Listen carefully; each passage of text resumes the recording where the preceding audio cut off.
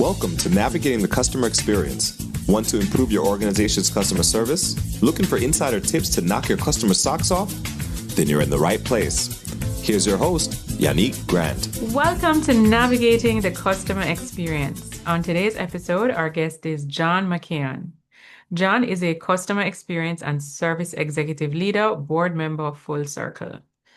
He joined the board of Full Circle as an independent advisor in January 2025. Most recently, John led the CX transformation of the floral gifting e-commerce company FTD post bankruptcy. He brings a broad range of customer-centric contact center and customer experience strategic leadership attained in various industries, including automotive, banking, logistics, manufacturing, and retail. John has led customer service transformations for both public and privately held companies. At FTD, John implemented artificial intelligence in voice, digital, and agent channels. He believes in building teams of people that effectively solve customer and client problems. His strong ability to build and foster powerful relationships fits his credo: find vendors and partners that fit your business. Prior to FTD, John held leadership positions at Avon, Milacron, Fifth Third Bank, Target, and Equifax. John was a paratrooper and served 8 years in the U.S. Army as a captain on humanitarian and combat missions.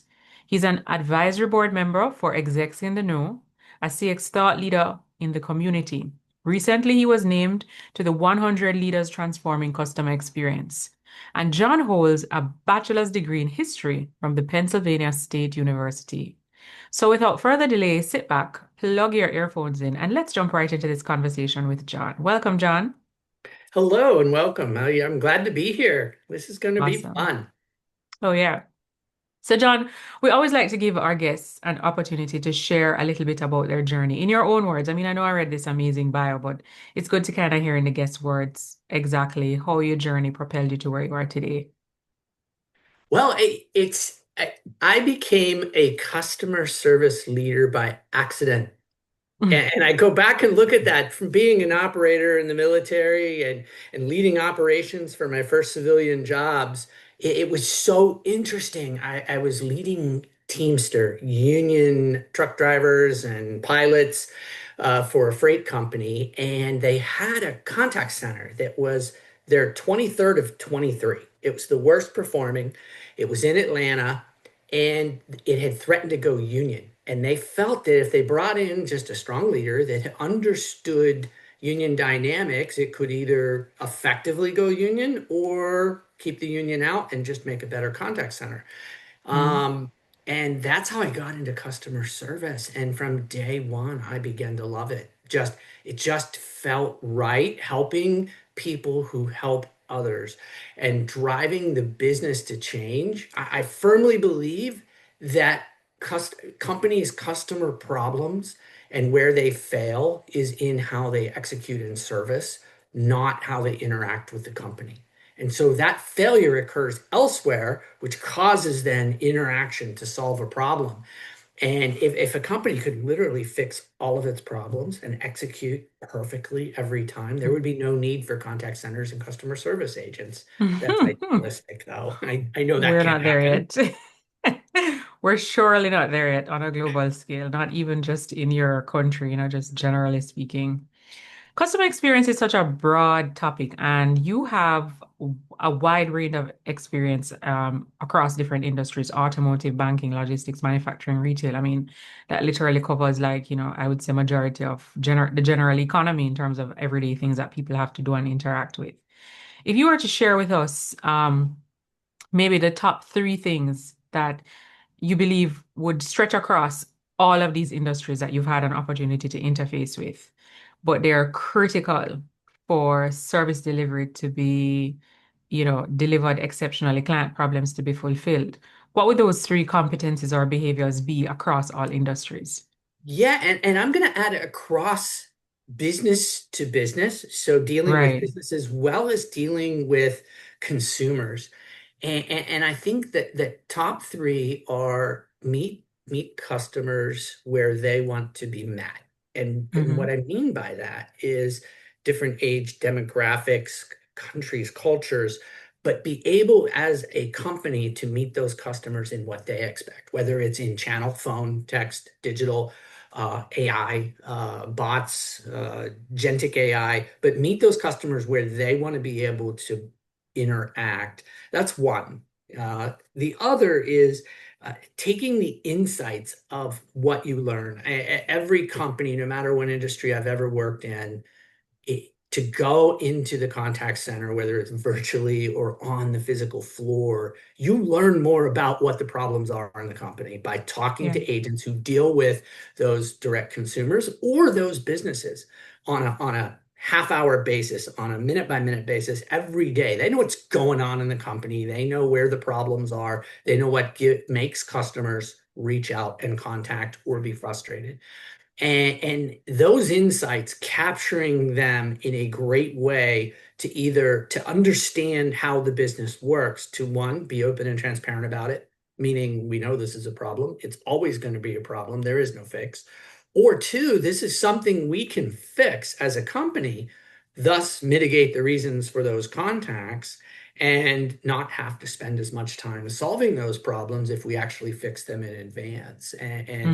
I've run into that in every industry I've been in where, like, hey, if we just fix this one thing, we're going to reduce contacts by 20%. And that gets everybody in a company excited. The CFO, great, you're going to cut cost.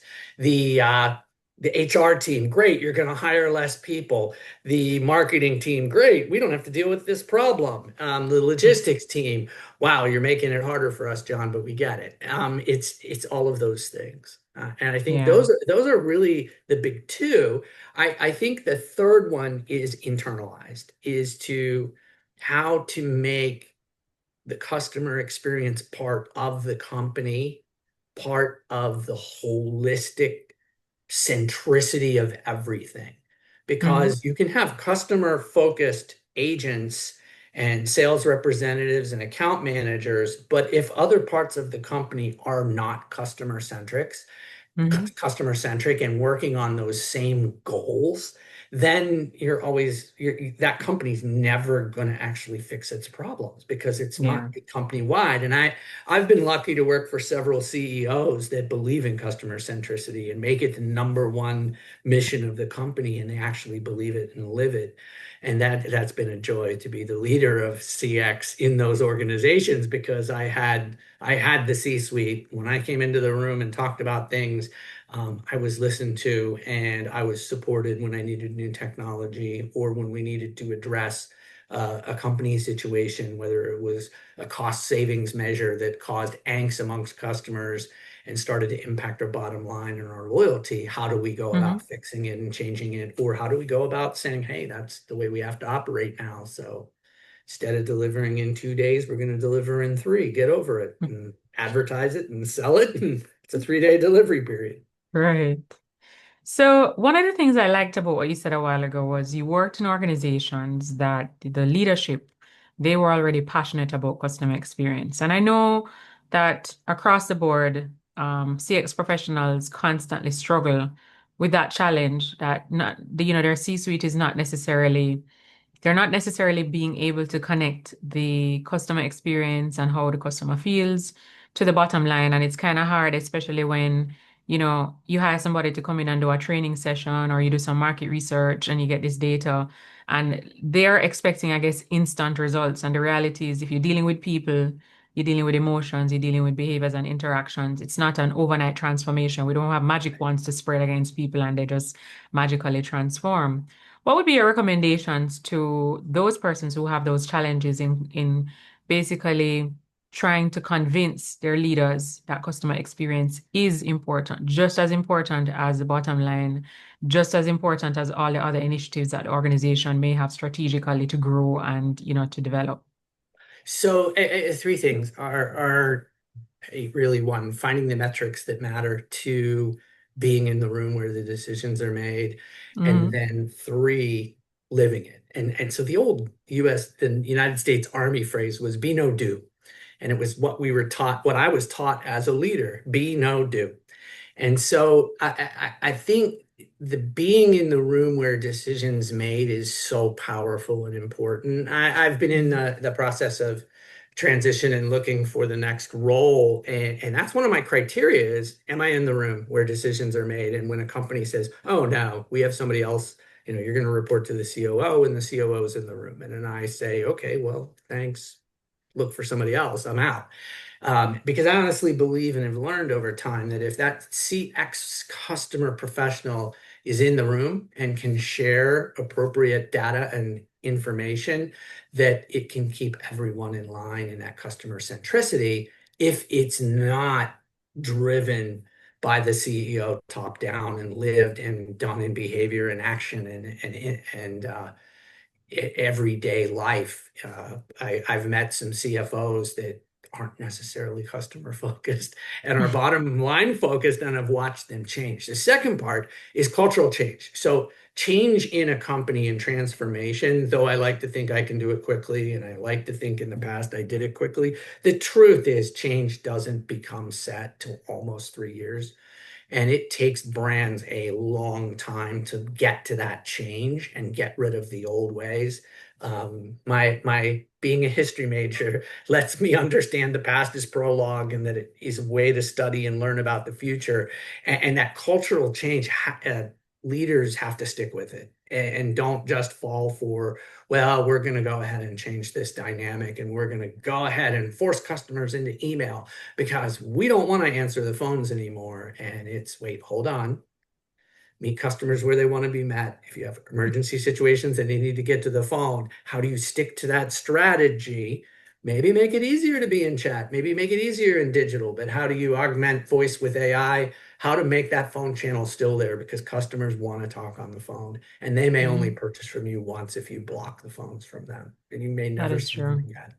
And the That is third true. is knowing the metrics that matter. Now, I believe in the world of retail, um, one of the biggest metrics I believe is loyalty. And so lifetime value, does that customer come back?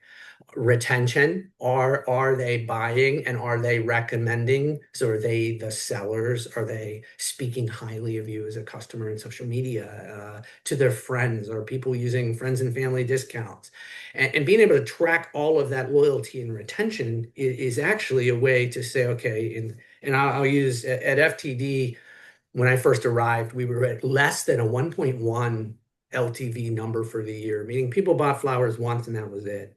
By the time we got past bankruptcy, became profitable, and got almost to the 5 year point that I was there, we were able to get up to about 2.3. So we were able to take and increase the amount that a single buyer buys and be less transactional and create that, well, I'll buy flowers for Valentine's Day and I'll buy flowers for my mother, or I'll buy two birthday flowers. And it became because they had a good experience, they came back. And it became brand Mhm. loyalty versus looking for a discount and the cheapest one available, which is what the transactional world would tended to be about, who can be the best price at the best time and execute on Mhm. that versus Yeah. how to get customers to come back. So those are kind of the three things I'd want a leader to know is just Mhm. get your foot in that door and stay in the room and speak the language of the people that you're talking to. CFOs want to understand bottom line and profitability and where are cost cuts and where are savings and where is increased revenue, and human resource professionals want to know that you're treating people well, developing people, building leaders, and the CEO wants to know that you're being strategically effective. Logistics wants to understand that you're a partner, not a, well, let me tell you what you're doing wrong, more of, hey, here's what's going on. How can we help get through this? And what should the messaging be, and engaging them All through that. right. Very good.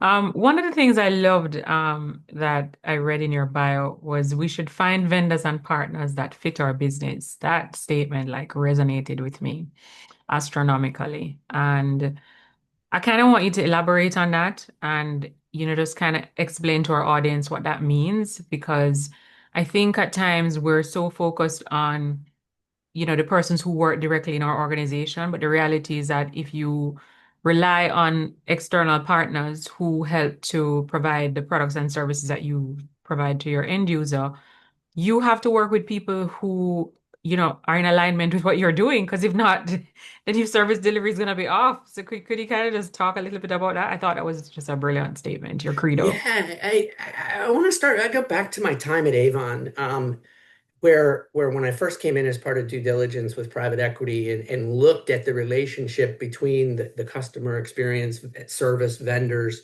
that were business process outsourcers overseas, and the relationship was contentious at best. And I like to look at it as if you take two funnels and put the narrow parts together, everything went through one pivot point, and it was just a penalties and QA and what's wrong instead of collaboration. And so finding vendors that are willing to collaborate, who are open to tell you, hey, business, here's your problem. Here's why all these calls happen is your great savings of no longer adding packaging material inside the box is causing more calls because there's damaged product. When did that happen and why? And we want you to know. And then we can start looking at data. How much does it cost for the packaging? How much did we save? How much are we getting in or losing in refunds? Mhm. How much damage process, packaging? How many customers never come back because it's damaged? And it's looking at all that data and realizing, okay, taking out the packaging was dumb. And the people that did that packaging was an important part of the business. And yes, it cost money, but there's a reason. So it's that just finding that, listening to a vendor and collaborating, finding fit during the looking process or the RFP process, and do they align in vision? Are are they a company upbeat, agent empowering, employee empowering, cutting edge AI using? And are you as a company? If it is, that's a mesh. Whereas if it's a very legacy company that this is how we do it, we're not interested in AI, and you're a company that wants to go into AI, that's probably not a good partner. And with AI, and then the other piece I think that is the actual technology is some vendors, oh, we can work with any technology. No, they can't. And how is it most seamless and easy? And how does it interact with technology? At FTD, I think it was interesting. Through some problems, I was asked by our CEO, what are the biggest problems you face? And I said, getting the technology I need to make customer experience better. He said, great, you report to the CTO as of now. And it was like midnight, one random Wednesday night in San Antonio, Texas. And I started reporting to the CTO, and I learned how important roadmaps are. I learned what software developers, engineers, and what those timelines and roadmaps look like so that I could make smart business decisions to fit the process, but also in finding vendors. What vendor can do this seamlessly? How many APIs have to be written? What code has to be written? How can I fit that in the timeline? Where's the ROI? Or how easy is it? Is it simple plug and play based on the back end systems that we're using? And understanding that side of fit, meaning how do the technologies fit together, how seamlessly and how easy and at what cost, makes that fit so important, because then you can execute on change and new technology and move forward in ways that you weren't ready to or would have had to wait a year for. Now you can move quicker. So I think that fit part. It also goes to two of my other philosophies that I learned in the military. One is fail fast, fail early, and fail small, which is test. Test things on a really small scale, figure out if they're going to work, gather data, and then decide, do we want to go big on this? And who do we need to talk to in the company to do this? That's one. The second one is, why ask for permission when you can sometimes ask for forgiveness? And that's another leadership philosophy I learned in the military. And I've used that in business, sometimes made people mad, but it helps you move fast. And I implemented voice AI because some self-service was eliminated in the business without me being told, and our call volume spiked by 20%. And so Mm. I got told, we pay you to fix things, figure it out. I'm like, I don't have enough people. They're like, figure it out. I immediately hired voice AI that could integrate with my systems literally in a day. They integrated. We did a test pilot and it went beautifully. And we were able to reduce contacts, voice contacts by 35%. So that Wow. 25% increase, 20% increase became a 15% cut. Everybody wondered, like, well, I thought you told us this was that the elimination of self-service was going to drive up your call volume. Well, it did, but I implemented AI. Wait a minute, you implemented AI. Who told you you could do that? No one. I just did it on my own. And it worked. And we are now 15% below where we were. So we're more effective with equal customer satisfaction, customer retention, customer loyalty, and I'm not in the crunch of having to hire more agents because of the elimination of self-service. So that Makes sense. little two additional philosophies are not necessarily for everyone, but they work for me. They're doable. All right. Thank you for sharing so much, John. Now, John, can you share with our listeners what's the one online resource, tool, website, or application that you absolutely cannot live without in your business? I'm going to make it personal too. Is so ChatGPT is fun, but I use Copilot and I use it every throughout the day in business. And I don't, it doesn't do things for me. It just makes Mhm. what I do easier, which I believe is my philosophy on AI. It makes me be more effective. It makes my agents be more effective. It makes the companies I work with more effective. But we're still, as humans, making decisions at this point. Mhm. And Well, AI is that's supposed to the thing I can't complement what do. we do, right? Right. It's not too scary. I mean, I wake up in the middle of the night and think of the new AI company is going to be named Skynet, and there's going to be Terminators coming all over the place, but we're not there yet, Yeah. All right. thankfully. Okay, so it's Microsoft Copilot. Could you also share with us maybe one or two books that you've read that have had a great impact on you? It could be a book that you read a very long time ago, or even one that you've read recently. Yeah, so a long time ago, Who Moved My Cheese? And as a historian who focused on history for history's sake, and as a military leader, where why change what already works? Why change something if it already works? And starting to become a transformation person and realizing, I have to lead people to something new. And Mhm.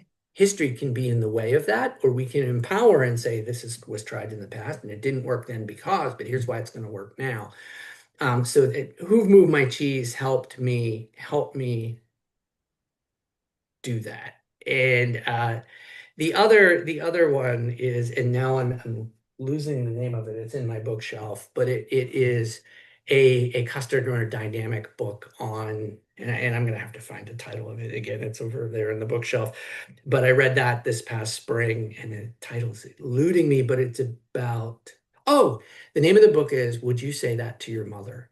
And it is a book focused on customer service, on how to look at things from a personal perspective as an agent and as a leader of agents and people who lead customer service, on how to be polite and logical and deal with customer problems in a way that's problem or is focused on the solution, not on why or policy. Oh, the policy says I have to do this, but being able to work with customers within limitations and help solve their problems in ways that are just astounding. And companies like, Marriott do that. Nordstrom does it on a daily basis, and exciting to hear where customer service agents can bend over backwards. I have a quick story that we did at FTD. It was right after we implemented some AI on customer insight, and we had how the story works. I got a letter, so a handwritten letter got scanned at our corporate headquarters and sent to me. It was a 91-year-old gentleman who sent flowers to his wife every month. She was in an Alzheimer unit. And Mhm. those flowers helped her each month. And he had a something different every month. He had a theme. He'd been doing this for a long time. I read his letter and he was so disappointed in us that I thought, I'm going to call this guy. And right before I called him, I looked in our systems to see how we handled it. And it turns out we had an agent. It was escalated from overseas to our tier one agent. The tier one agent used our system to see the customer interaction, contact, and purchase. So she immediately contacted him and said, Hey, I'm giving you a refund immediately. I apologize for what happened, and I want to get some flowers sent out by a local florist tomorrow. You don't need to worry about the cost. And as she talked about, how come you send yellow roses? He said, my wife was born in Texas. She's in an Alzheimer unit. And I am a former military veteran that on D-Day, I climbed the cliffs in the assault. I was an Army Ranger. And every month I want to remind my wife, even though she forgets about us, that what our life means together. And those flowers help me do that. And so this agent ended up looking, and as far back as our history would go in our system, he bought flowers every month. And she was able to go back 4 years. So that's Wow. 4 years every month. This guy's buying flowers with us. She gave him free flowers for the failed one. And then she went ahead and asked her supervisor if she could give 2 free flowers for the next 2 months, and then set up with him what those 2 flower bouquets would be and how they'd be delivered. And she monitored them, and then she added him to our VIP list so that he would be monitored. And the reason was because he is a valuable customer, and because of the reason and the emotional engagement and how he interacted with a bad situation, that at first was bad with the first agent who stuck to policy, but the second agent was able to solve it in a way that just made this gentleman the happiest customer ever. So when I was able to talk to him, we'd already solved it, luckily. And Hmm. being myself a former Army Ranger, he and I had a great conversation around life and what things are about and how do you find happiness and how did he stay married for 60 years and how I hope I could be married that long as well. Wow. And it just became a friend more than a customer who had a bad situation. But Yeah. I don't know, that story sort of reflects on the That's a really good reality of story. doing the It's a right really good things story. for customers through politeness, research, thoughtfulness, and what is right. Yeah. The book that you mentioned, would you say this to your mom? Is that to your mother? Is that what you said? Yes, yes. And Would I you was would you given, say I go got ahead. that book at Customer Contact Week several years ago. It was Hmm. the handout that they were giving away at the event, and I think I got to meet the author, Gene, and I need to find the title of this as I look this up. Nice. So my question is, would you say that's a good book to give to someone who is transitioning from an employee to, let's say, a supervisor? So they're Yes. transitioning into a supervisory role and they're going to have to be able to manage the interactions with their peers who now will become people who report to them. Do you think Oh, that's a good yes. book too? Absolutely, but it also is a book that I think a CEO should read in a company where maybe they're not customer centric, or like, well, Right. they say they are. Like there are so many companies that a customer comes first, and I sometimes, in my recent role in consulting on the side, I tend to say, "No, you're not." And here's why. It's not just words, it's action. Hmm. And I think a great book for supervisors to read, especially when they're learning from being, we in the world of customer service tend to make super agents supervisors, right? And they know how, but now they have to learn how to coach how. And to be Right. able to coach how and understand the true value in quality monitoring, effective coaching, and guiding that person in the right place to make them a better agent is is pretty powerful. So yeah, I definitely recommend it for that group, for managers, for workforce management, which tends to that those teams always get so focused on the numbers and the efficiency that sometimes I want to say, hey, what about the customer? All right, John, can you share with us what's the one thing that's going on in your life now, right now, that you're really excited about? Either something you're working on to develop yourself or your people. Um, Agentic AI, and to not go into too many details, but how to, because I can't because of a silly NDA, but how to use AI as a powerful behind the scenes tool to make customer experience better in the environment of concierge. So, for example, let's say you're at a concert and normally you want to you need to go to the restroom and you want to go find the restroom. So you walk up the aisle, you ask a usher, and they point you in the right direction and you find it and you go back and you worry about what you missed at the concert. What song did you miss? And or did you go at intermission and have to stand in line? Through some use in AI and implementing it about how to take an app and help that customer based on that customer's behavior learn, okay, here's where we need you to go. Here's where your favorite drink is at this concession. Here's the closest restroom to that drink. You can go to the restroom quickly, and we know this is the right stall to find and the right place to go. And on your way back, you can grab that drink and make it back in time. And we also know with the playlist that your least favorite song is coming up. And so that's the one you're going to miss. So it's not really a big deal. That's knowing the customer, and the AI use becomes so powerful that that customer comes back and they look to their significant other or their friend that they went to that concert and says, "What did I miss? Oh, you missed the song you hate." And Mm-hmm. it Because you'd have becomes known already. true. And AI helped do that because the usher at the top of the stairs doesn't know who you are. They don't know what you like or how fast you can walk or what your favorite drink is. And so it becomes question and answer back and forth. But with the right app that knows customers, it can make that experience so much better in a way that's not intrusive, but just better. And like being known and making it efficient and allowing you to have the best experience at that concert. So I totally made up the concert. There's other things I'm working on this Right, project, right, but right. That's that's what I'm brilliant, though. working on. That is just it's making me better, and it's making me realize that AI isn't necessarily about saving money. AI can also be about making The loyalty experience better, better. but also driving a purchase, which is like me, if I'm at a concert and I want to grab a beer, like it's going to know what kind I like and where it's sold instead of me running around the outer hallway to find, okay, where is this one I'm going to enjoy? Like I want an Mm-hmm. ice cold red stripe. And in order to find that, I don't know where to go. I got to ask a million questions. Whereas if this app tells me the exact concession stand that has it, I can go there and grab it. That's a So good one. That's a good one. And it can help in restaurants too. Like if you have there's a particular exactly. wine that you really like to drink, the AI can definitely tell you if they provide that, that type of wine. Sometimes you go to restaurants and you'll say to them, I'd like a sweet red wine. And what they bring back as sweet and red is completely different from what you're accustomed to.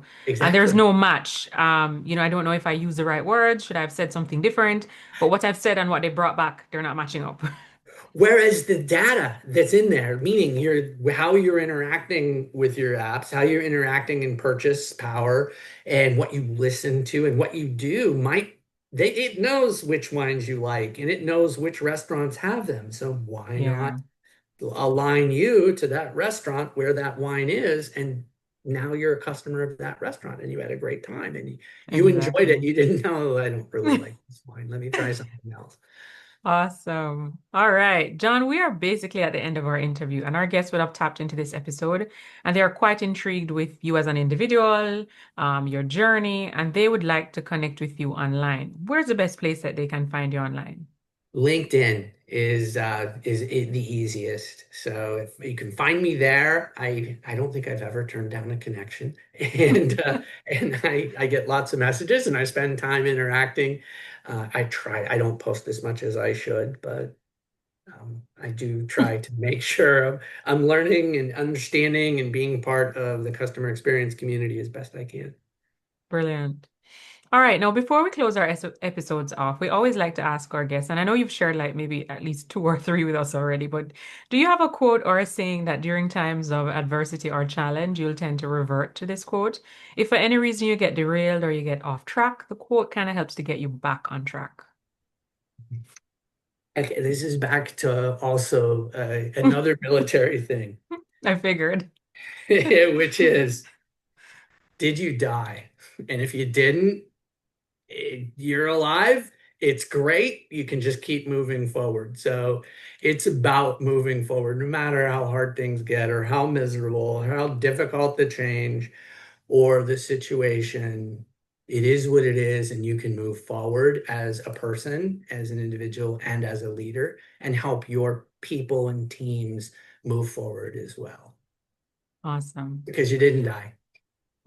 That is true. And this too shall pass. Exactly. Well, thank you so much, John, for coming and taking time out of your very busy schedule and sharing all of these great insights with us and, just about your journey, your different military quotes that have helped you, experiences that you've had in the different organizations that you've had an opportunity to work with, just the different strategies that we can use as leaders to enhance how we look at customer experience. It has been a very um, fun and informative conversation. I really enjoyed our talk, and I just want to say thank you so much from the bottom of my heart. Oh, thank you for giving me a chance to tell my story. So thank you, Yannick. Just want to remind our listeners that you can follow us on X at Navigating CX and feel free to join our private Facebook group, Navigating the Customer Experience Community. Until next time, I'm your host, Yannick Grant. Thanks for listening. For more awesome resources to take your customer service game to another level, head over to navigatingthecustomerexperience.com. See you next time.